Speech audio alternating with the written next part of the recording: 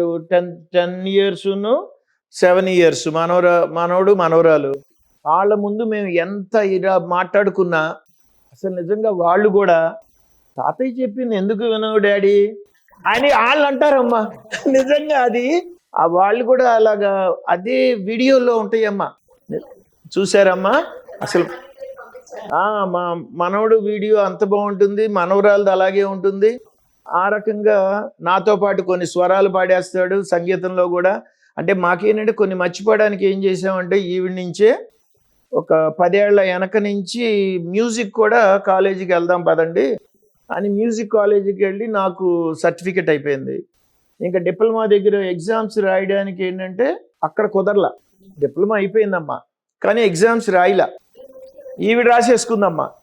అయ్యో నేర్చుకుంది ఏమన్నా. 6 years నేను, మా కోడలు, మా హస్బెండ్ ముగ్గురు వెళ్ళేవాళ్ళం అమ్మా. ఘంటసాల కాలేజ్. అంటే ఎందుకంటే ఆయనకి మ్యూజిక్ అంటే ఇంట్రెస్ట్.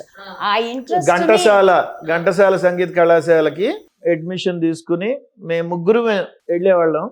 మొత్తం మేము 5 years వెళ్ళామమ్మా. 5 years వెళ్ళి రోజు 7ంటికి తీసుకెళ్ళి నేను కోడలు కూడా చక్కగా పాడుతుంది అన్ని. ఆ రకంగా మా పాటలు కూడా మా మనవడు మనవరాలికి నోట్లో తిరిగిపోతాయమ్మా. అలాగే ఈవిడ MA చేసింది కామ్గా కూర్చుని, మమ్మల్ని పిలవకుండా.